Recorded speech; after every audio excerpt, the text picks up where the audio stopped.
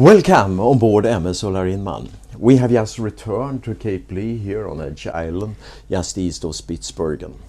3 days ago at this very spot, we were hit by low pressure coming in from Iceland, which forced us to pack our things together, evacuate, seek shelter and hide further north, up at the Freeman Strait between Barents Island and Edge Island for 2 nights. Now the weather has temporarily stabilized and we have been able to return. And our archaeologists on board are now preparing themselves for another try to get their work done at this site this afternoon. And this is their chance, because tomorrow we have another low pressure coming in. More serious this time, with storm winds well above 30 meters per second. So, Svalbard is mixed weather, maybe not that astonishing in itself, but Svalbard is also many surprising things, and that is what I'm going to share with you in this vlog, so stay tuned!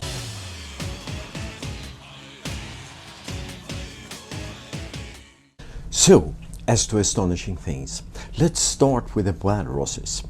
Did you know that in 1952 there were only 50 walruses alive here on Svalbard?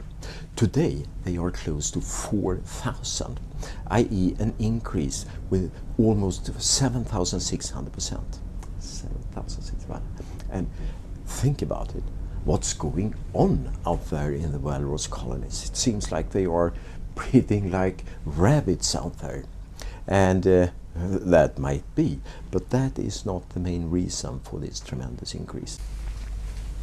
Thing is that they became a protected species up here in 1952, after having been almost extincted because of the demand for their tusks. Our archaeologists on board have so far discovered 450 skulls of walruses just on this beach here on Edge Island, but not one single tusk. It talks for itself, I would say. Talking about the animals up here, another thing with Svalbard is that there are no cats up here. It's true, not one single cat. And is that because there are so many guns amongst the people up here? No. No one is permitted to bring a cat with them to Svalbard. And this harsh law is necessary and has been strictly enforced in order to protect the local fauna and to safeguard the local bird life. But when that's said, I can reveal that I have heard from a very reliable source that up at the Russian settlement of Barentsburg there is a domiciled fox which looks exactly like a cat. So, seems we are talking about a mutant fox here, yeah? Have you ever heard of any place on this earth where there are mutant foxes looking like cats? Huh? Just kidding.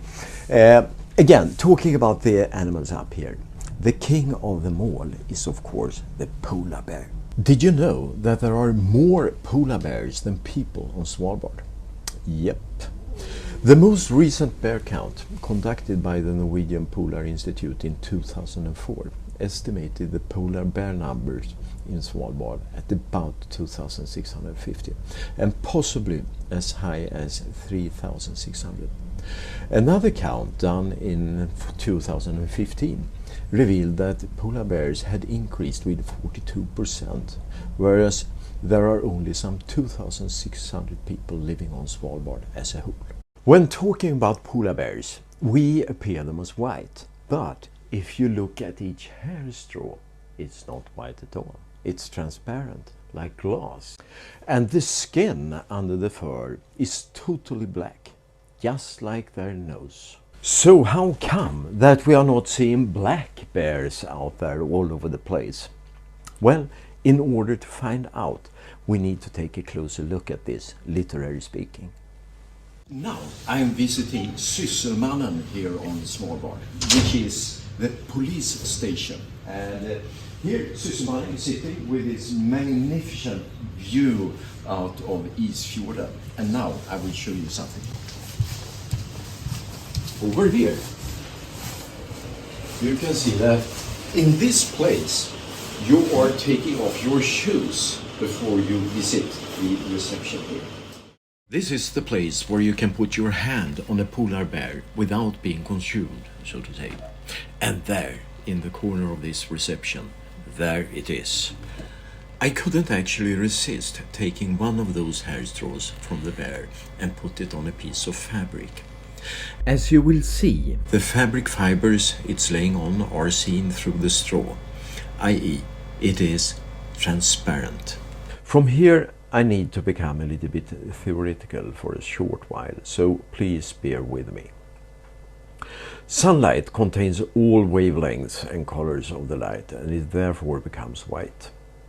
If we then, as another example, take a look at glacier ice, like the ice just outside the window at this very moment, it appears bluish. Why is that? It's because it absorbs all light except for the shortest of wavelengths, the blue, which is then reflected, and that is what our eyes perceive. So the paradox here is that the blue ice itself contains all colors of light except for the blue. Another example, a red diamond reflects the longest of the wavelengths, the red light, and becomes red. Then we have the polar bear fur, which absorbs none of the light and voila, therefore appears as white. Which then, of course, is all good for the bear when he's both hunting and being hunted. Talking about hunting, there are many guns here on Svalbard. Sometimes you can see signs outside restaurants and stores saying that it's not allowed to take them inside. But often you can find lockers outside where you can store them temporarily. One of the reasons for all those guns all over the place is that it's illegal to not wear a gun when you are outside the settlements. The published law 2012 by the Svalbard governor requires that anyone traveling outside the settlements needs to be equipped with, quote, means of scaring off a polar bear, unquote. Translation: always carry a big rifle like the ones the guides are carrying. Yeah. Now, enough about guns. There are many other curious things about Svalbard, like you cannot be born on Svalbard. When a woman has a few remaining weeks to the due date, she has to fly down to the Norway mainland to give birth. And just as you cannot be born on Svalbard, you cannot die there either. At least you can't be buried. Svalbard is unbeatable when it comes to the world's most northern records. Strange, since it's located at the same latitude as the northern part of Greenland. If it wouldn't have been for the Gulf Stream, Svalbard would as well have been totally covered by glacier ice. Since Svalbard is not covered by glaciers and ice, it has developed a totally different infrastructure and has therefore got the records of the most northern police station, the most northern church, the most northern kindergarten, the most northern cinema, and so on. Svalbard even hosts the world's most northern museum. Its collection and exhibition is limited to only 11 stones, and it might be questionable where they come from, but I assume it's the thought which counts, as in so many instances. And who is the one to complain when the entrance is free and offers both fresh air and a view over Isfjorden? Also, some might consider the whole of Longyearbyen as a living museum, mirroring exciting ways of managing your day-to-day life here in the Arctic, like how to secure your canoes or even your house. Finally, here is some Svalbard history. Did you know that Svalbard was of strategic interest to Sweden during King Oscar II era in the late 1800s, with a number of Swedish expeditions taking place to Svalbard? This explains a lot of the naming of the land up here. Nordenskiölds land, Prince Karl's Foreland, Charles XII Island, Oscar II land, and so on. Considering the Swedish past connections with both Svalbard and MS Solarinman, I couldn't resist raising the old Union flag in the mainmast for a short while. as a tribute to the brotherhood between Norway and Sweden.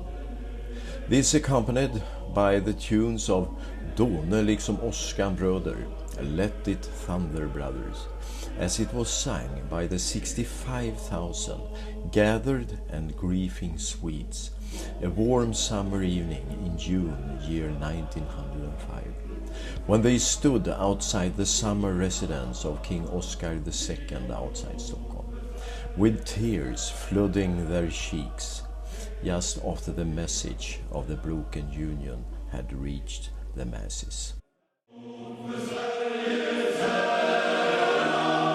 Hey!